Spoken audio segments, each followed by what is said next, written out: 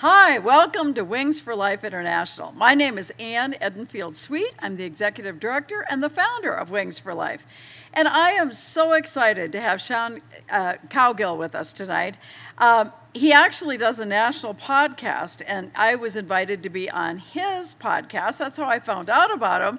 And what a wonderful man, and what a story he has. He is a 57-year-old man. As he says, he comes from a dysfunctional family of alcoholics. He was born and raised in San Francisco, and he ended up with a drug and alcohol problem. He now is 4 years plus, counting, clean and sober, but he did unfortunately end up in prison. And so he's been a very strong advocate of AA, and he was very instrumental in claiming AA as one of the keys to success for him, even while he was in prison. He started making YouTube videos and now has done over 100 shows. And the whole goal is to help people before they go in, help the families, and help that returning citizen when they come home. And so he has dealt with just tons of questions, anything you can imagine, I'm sure he has been asked. And so we're going to be asking him some of those things too. If you had to pay for a consultant to help with this, oftentimes they charge $5,000 to $10,000 to do what he does for free with his podcast. So he's going to tell us all about the podcast and all about what he does. And I am so happy to welcome Sean Cowgill with us. So Sean, welcome. We're glad you're here. Thank you, Ann. Thank you, Ann. Wow, quite an introduction. So guys, I'm just like she said, I'm 57 years old. I've been out of prison about a year and a half. Now, my time was in the federal prison system. I know most people are going to be state prison, but like Ann was telling me, prison is prison. I got through that, and it finally took prison, I think, to turn my life around. Now, I've been in several residential drug and alcohol rehabs, and they work while you're in there. And I would get out, and I would find a job, and I would get a car, and I would get the girl, and I would get the house, and everything would be good. And I'd end up back on the drugs and alcohol. And that's a long story. We're not going to get into that today, but, I've had my struggles, and, both. I come from, family grew up on welfare cheese and all that stuff growing up. His parents were divorced. It was a violent household, and dad beat mom, beat me, beat my brother, and but now I'm 57, and it's like in your 50s, and you're still getting high and still ruining your life. It took prison to wake me up. I've been to county jails a few times just for little things, guys. A quarter gram of cocaine will get you 6 months in jail out here in California, and I've done my little times with that. Still never learned my lesson. I mean, I thought I learned my lesson. I was going to change, but I didn't. So when I finally went to prison, guys, there was no AA meetings there. So I got with our warden, and she let me start some AA meetings. And even though drugs are my main purpose, I tried to do NA, but NA wasn't writing me back. AA sent me boxes full of books and literature and pamphlets and everything to start the meetings. It's called H&I. Hospitals and institutions, and if you are in a prison or even a jail, you can write to AA, and they will send you this literature. There is pen pals you can write to. AA really helped. It's called H&I, and they probably have guys that come outside and come to do meetings at your prison. They don't really do it in federal prison, so I started my own meetings and had about a dozen guys on a regular basis that came and went through, and there's 5 or 6 of them that are out now, and we still talk, and we're still sober today, and we help each other. You know what I mean? And, that's so, I've been out of prison about a year and a half, and I did a little less than 3 years in federal prison. Like Ann said, got about 4.5 years clean and sober now, and I finally got it. It's never too late, so, like, I'm in my 50s, and, it wasn't my first attempt. So don't give up. Don't think you're too old. Don't give up. You know what I mean? So like Ann said, I started this YouTube channel, and I was lucky, not like you guys. I got out on PRETRIAL, and the feds, they'll give you a bail. They'll bail you. It's a no cash bail kind of thing for some of us. Not everybody, but the nonviolent crimes, you get to be on the outside. I was on the outside for 4 years, as they say, fighting my case, but waiting to get sentenced is what it really is. And there's not a lot of information on the internet and YouTube, and there's just not a lot of help. So there was one guy who helped me, who's now a prison consultant on YouTube, and he charges $5,000, $10,000 as a life. This guy helped me for free, but I wanted to start. I just planned to do a couple videos to tell people what it's like in prison. My first day in prison was my first video, and I started getting calls from the gate because I put my phone number up there. So now I probably had at least 100 people I've talked to. In about 9 months I've been doing these videos. I get emails, I get comments, I get texts, and everybody's going through it. I get family members that call me. I had a mother call me like 2 days ago. Her 18-year-old son is in county jail, in the federal detention part of the county jail for gun charges and drug charges, and they're not going to let him out on pretrial. He's going to get sentenced and go to prison. But she needed somebody to talk to, and what it's going to be like. And he's got a Fed case, so I was able to answer some of her questions about where he's going to go. He's 18 years old. He's not going to a camp. He's not. We did her. There's a thing, custody level points. Guys, level 1, 2, 3, or 4. Where's he going to go? He's probably going to be a 3. He's probably going to a medium. I don't think he's going to the penitentiary, and he's lucky. But he will go to that next time, if there is a next time. So, I talked to her about what he's got to do while he's in there so he doesn't get on that revolving door. That life sentence, just the installment plan. You guys know what I'm talking about, right? If you can break that cycle. So, Sean, tell us, what are some ways that you could better yourself while incarcerated? Because we've got some people today that are listening to us. They are in prison. There might be somebody that is family members that have loved ones that are listening, and they say, what can I do to help? And how can I advise them? So what is your advice for ways to better yourself while behind bars, any kind of bars? Yeah, so I made a list of things, and I'll talk about them, but I want to tell you guys, it's not the end. It's the beginning. I'm hoping you guys all have release dates. I don't care if it's 10 years down the line. I'm hoping you'll have a release date, because then you'll understand. But don't look at it as the end of your life. Look at it as the beginning of your new life. But you got to work on yourself. And it might be hard where you're at. I'm not sure what level prison people are at. And, it's not always easy to find time alone to do things. But here's kind of what I did. I'm going to go over this list. So first of all, you need to be willing to change and willing to learn. Are you? Or are you just want to stay angry at the world? And are you willing to change? Do you want to change? That's the first step. Nobody can make you change. You know what I mean? And some people think, well, I don't need to change. It's not me. It wasn't me. It's just what? It's just that you got caught.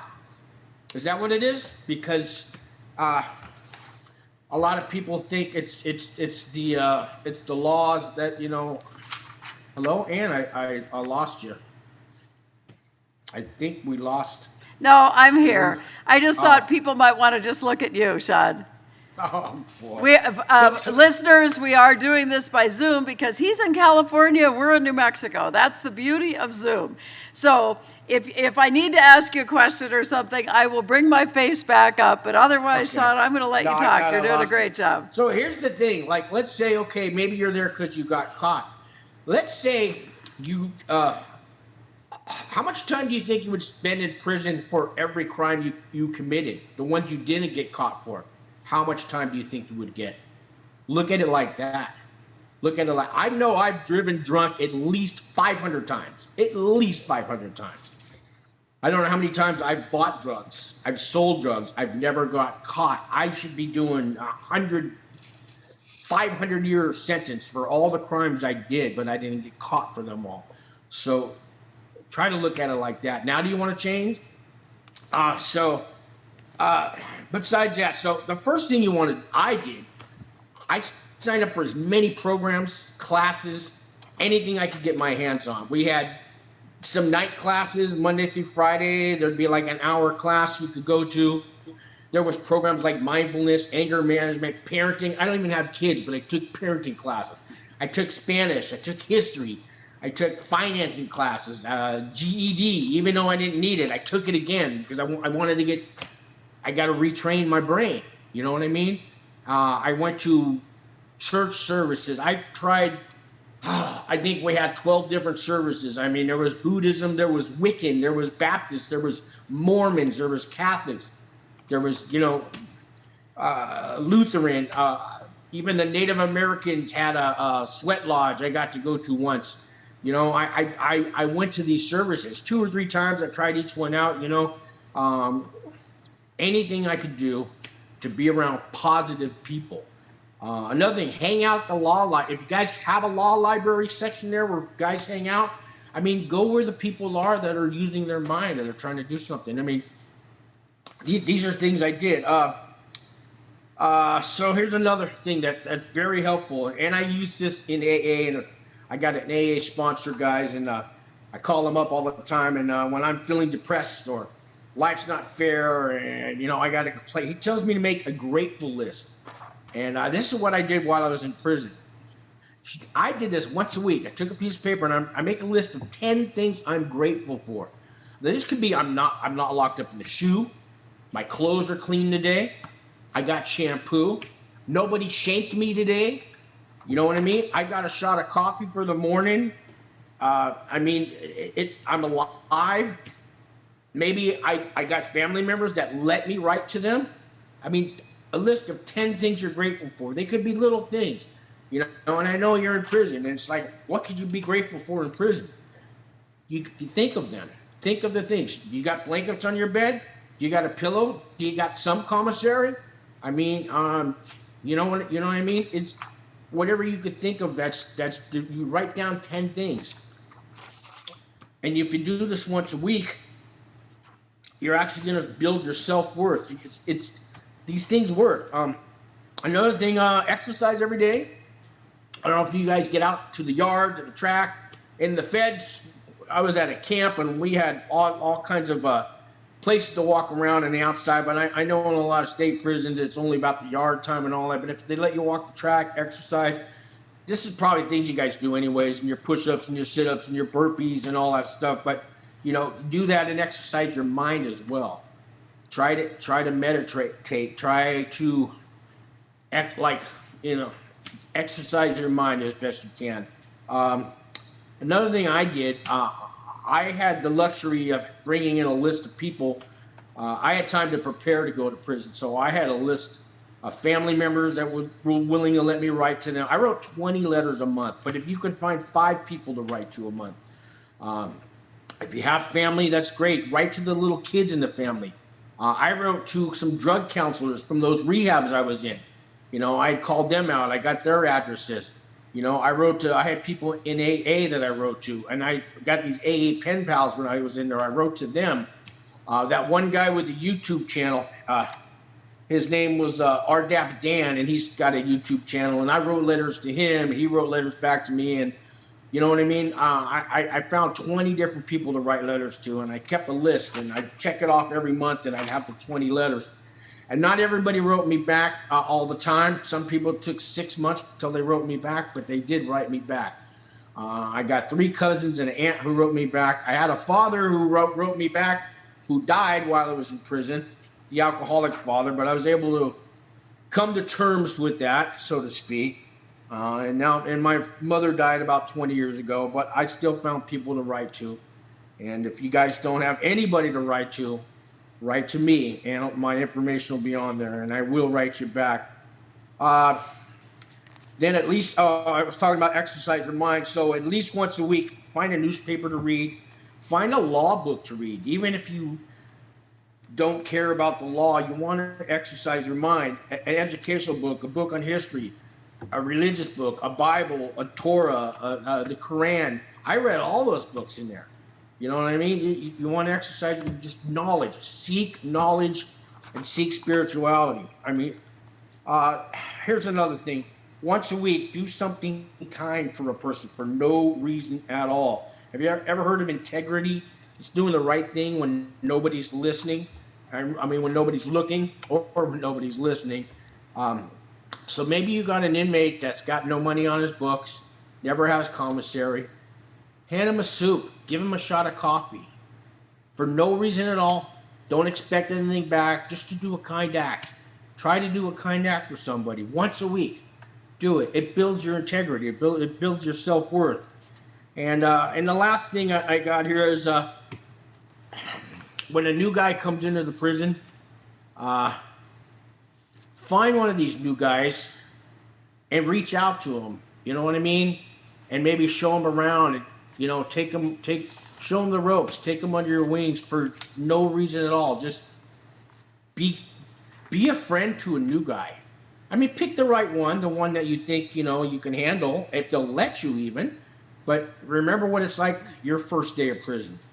I don't care how tough you are. I know you're scared that first day. Even if you've been there before and you think you got your own, find that guy who's, you know, never been to prison and show him around and just be his friend. Don't want any reason. Just try it. Just try it. Reach out to somebody else and give back, and you'll notice a difference. So those are some of the things. Well, I love everything that you said, and I want to just highlight a couple things. Take every class that you possibly can. I am a volunteer that goes in there. Every single volunteer goes through a lot to be able to go into that prison. And Sean is exactly right. They care, they have something to share, and you can take advantage of this and you can learn from them. They can make a difference for you. Now, I'm also going to share about writing the letters. We have a board member now. He spent 33 years in Oklahoma prisons. He wrote letters every day to different people. For 33 years, he earned enough money to buy the stamps and the envelopes. One of those people that he wrote to over the years ended up being the governor of Oklahoma. And that governor has been able to help him because he has over 1,000 years, imagine, 1,000 years of probation and parole. So you never know who you're writing to. So find key people that have made a difference like Sean did in his life and write letters to them. And one last thing I want to say too about be thankful. Believe me, sometime I'll tell you all what the prisons are. I've been at prisons in Liberia, every prison in Kenya, prisons all in India, and prisons across Russia. And I will guarantee when Sean says be thankful for a pillow, a blanket, a roof over your head, not bugs, with lights and heat and air conditioning, if you have it, be thankful. So I just wanted to share that because I have been in the prisons on the other side and been at a whole bunch. And you do have a lot to be thankful for to be in an American prison. So Sean, that was fabulous. That was so helpful. Now, why don't you share about things that you recommend that people do after release? Okay. So, you know, I'm actually still in that process. So in the feds, when you get out, you get probation. I got 3 years probation. That's the average. Some people get 5, some people get 1 year, but I got the average. I got 3 years federal probation. So I got a year and a half left on that. And in the feds, the first thing they want you to do is they want you to have housing and a job. And they don't allow you to be homeless in the feds. They'll actually violate me. I can't go live in a homeless shelter. I definitely can't live in a tent in the street and all that. They call that a violation, and they'll send me back, believe it or not. So they have a halfway house that they sent me to first, and that helps you get on your feet. But this halfway house that I was at also held state prisoners. It was half feds and half state prisons. So, and every state has a halfway house. You'd have to ask, I don't know if you guys have a counselor or a unit director or a case manager or something you talk to. You can ask about halfway houses. All state prisons have them because I know because I was in one, and in the feds, I deal with people from all over the country. So I'm sure your state has a halfway house, but you got to ask your case manager somebody about that, and it's pre-set up. So when you get out of prison, you go there, but you might not like it because there's a lot of rules. You know what I mean? And they're only going to let you go out to go to work. They might give you a 4-hour pass on the weekends or something to go to the store and buy your hygiene and things like that. But after work, you got to come straight back there, and you know what I mean. It's tough, but it's something. There's also clean and sober living houses. SLEs, they used to call those halfway houses. I actually live in one, And the one I'm at has 6 people in one house. It's 2 people, 2 bedroom. There are services that'll even help you pay for these. You got to go to like Catholic Charities, Salvation Army, Purple Heart, St. Vincent de Paul. A lot of these places will pay for your housing in a sober living place, at least at first, till you find a job and get on your feet.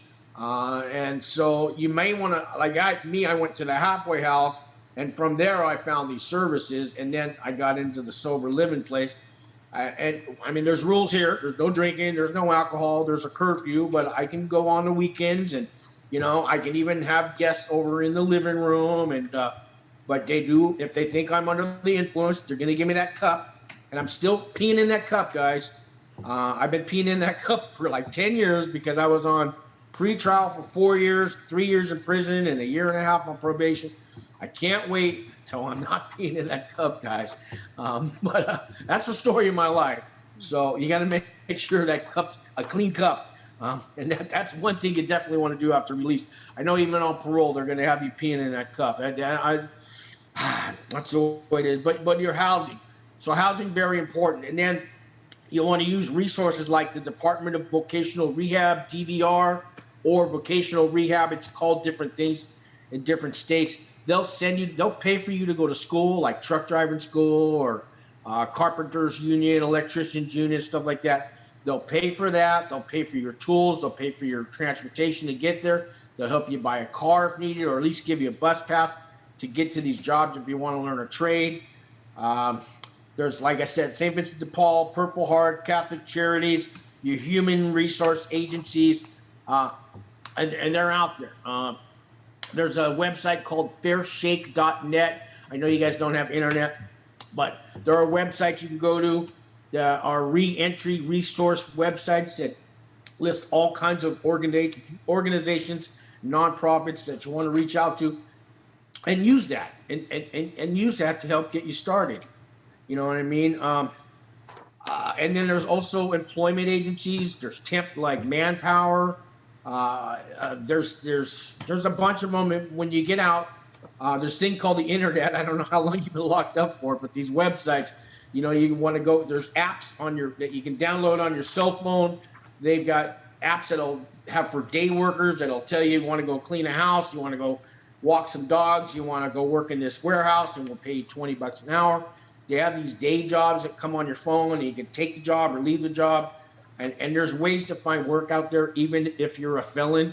Just don't give up, because I got quite a lot of felonies on me. I've been kind of in and out of the county jails. And, when you get caught even for a half gram of cocaine in California, it's a felony. And, I got one from the 90s and the 80s, and they don't go away. Sometimes they only go back 7 years. But I don't give up. I don't let that stop me. I tell people at a job interview, I tell them I've been to prison. I said, I've done everything you could possibly do in the world and in life, and I made it through prison, right? And nothing could stop me, right? I tell them, you want a guy like me. Because if I made it through prison and I'm still here, and I've got my soul and my head intact and everything, and I can smile at you and laugh about it and joke about it, right? And I showed up to this interview on time, you want a guy like me. Especially you want a guy on probation. You know why? Because I don't want to go back to prison. And people on probation show up for work. We show up on time, especially guys that are older. And I use that to my benefit. And if it's against their policy, maybe I don't want to work for you anyways. Next, I'll go find somebody else. Just, you can't give up. You can't give up. And the next thing I got is go to AA, guys. Go to NA. Join some kind of recovery self-help group. If you've got a drug and alcohol problem, if you don't, try church, man. There's all kinds of different I'm not going to preach which type of church, because I don't know if you believe in Allah or God or Jesus or whatever it is, but find something to believe in other than yourself, because believing in yourself got you in prison. Hate to say that. There's something up there. I believe that. And you need to find that and find you know what I'm saying. I got stuck there. Another thing, you need to stay away from your old friends, man. Your buddies that are cruising in the car 4 deep and want to go, and that girl or that guy, stay away from them. You know who I'm talking about? The one with the bag, it's got the motel room, and it's just for the night. And you know, the one that's in and out, the one that's always, you know, the troublemaker. You know, that girl. You stay away from her. And you guys know who I'm talking about. You got to stay away from those women, those bad women, those bad men. You're just going to end up back in the lifestyle. And you know, if you really love that lifestyle so much, we'll get used to prison, because you know that's gonna be your life. And I know deep inside you don't want that to be your life.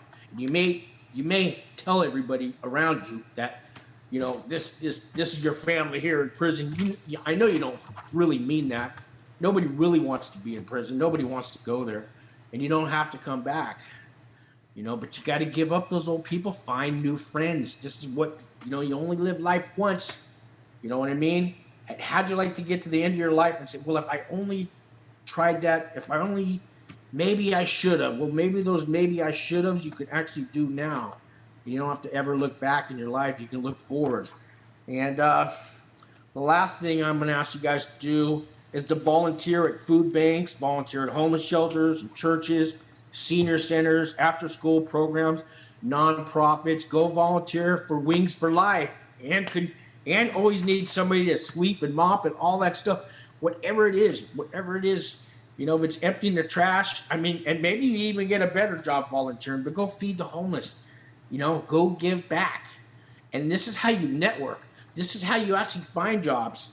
Because when you volunteer at these nonprofits and these organizations and these after-school programs and these food banks, you're going to find, like Ann said, the guy who might be governor one day. You might meet the governor while you're sweeping the floor and mopping. You never know who you're going to meet, right? But when you volunteer and you give part of yourself to the world, to give back to somebody, there's always somebody worse off than you. Don't ever forget that. And that's about that. That's about it, Ann, for me on that part. Well, my gosh. Enough preaching. Oh, no, that preaching. That was great advice from somebody that's been there. And I always say, thank heaven, at whatever time you come to realize this, you're 57, you've got the rest of your life in front of you. If somebody is listening and you're younger, my gosh, you got the whole rest of your life. Listen to somebody who has been there, and Sean has been there, and now that's what he does. He helps other people. Now, Sean, give us your email. Okay, so my name is Sean Cowgill, S-E-A-N. You know, you like Sean Connery, S-E-A-N. The last name is Cowgill. That's a cow with a gill, at gmail.com. Okay, and so it's your, just like your name is reading on the screen. So it's Sean Cowgill at gmail.com. And your phone number I've got is 415-410-4612. Is that correct? Yes. So 415, and I'll put it in the chat room, 410-4612. And of course, if you get in touch with me, I will get you in touch with Sean. So, Sean, real quick, can I show you something personal? Because my little brother, I just got a call. He's in jail now in Tennessee, and he's been in trouble. I got two pictures I'm going to show you. Here's my brother. Here's my brother off drugs. I don't know if you can see that. Here's my brother off drugs, okay? All right. Here's the picture that was in the paper yesterday. Let me see if I show. It's not showing very well, but. Hold on. Let me take the background off. I got to show you this because this is before and now. Oops. I got to show you this because this is before and after drugs. And just 1 second here. All right. Okay. Yeah. Show us that. So here's my brother. Here's him today.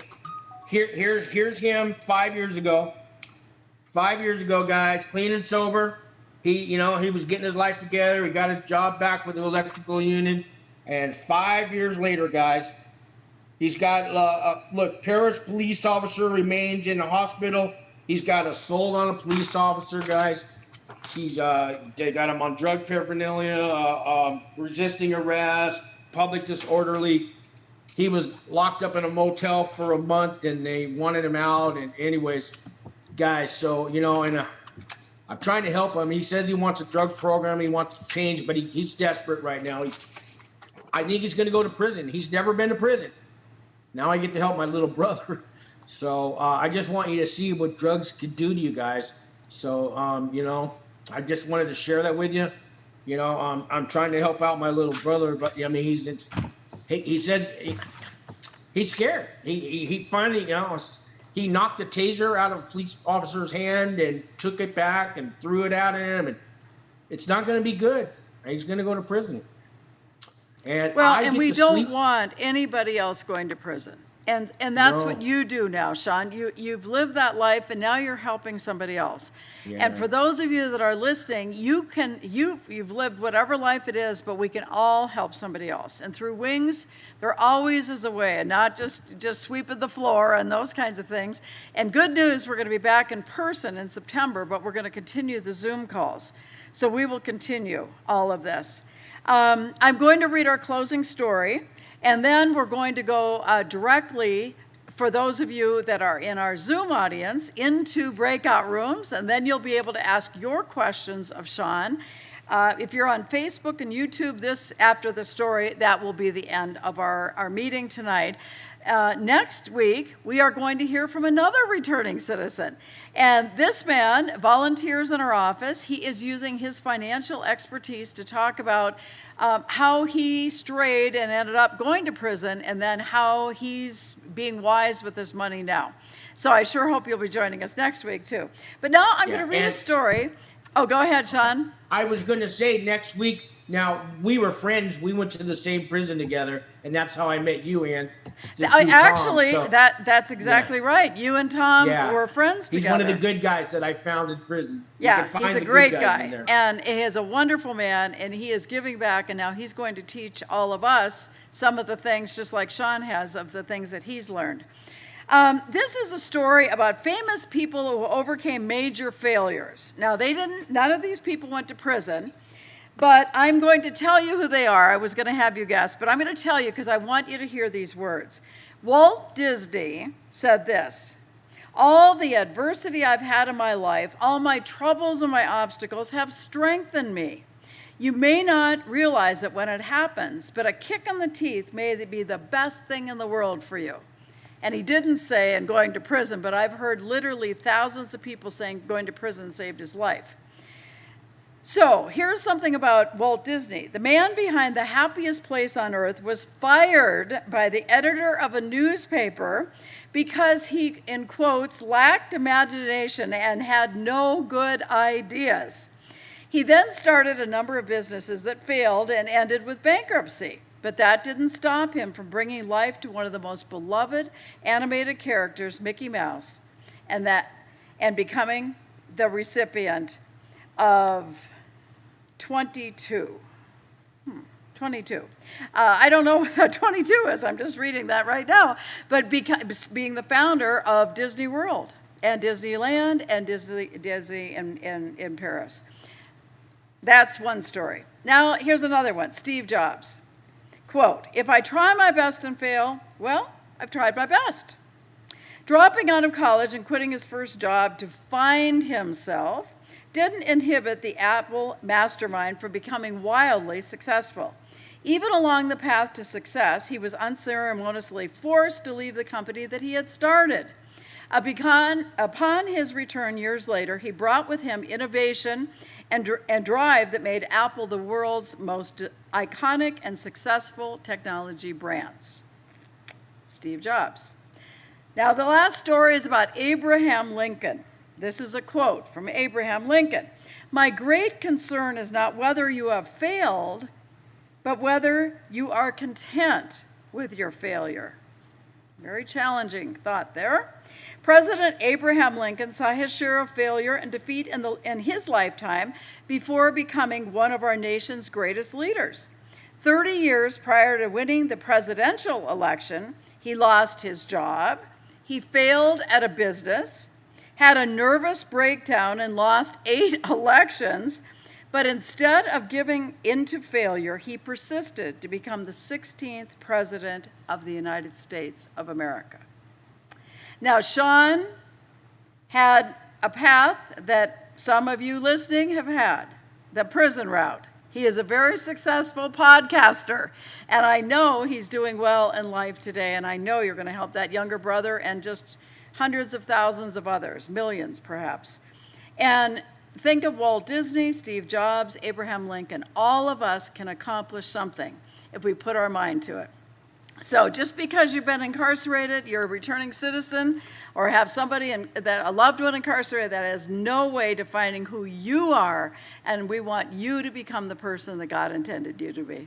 So have a great night. Stay with us for Zoom, and otherwise we will see you next week. So good night, everybody. Thanks so much. Bye-bye.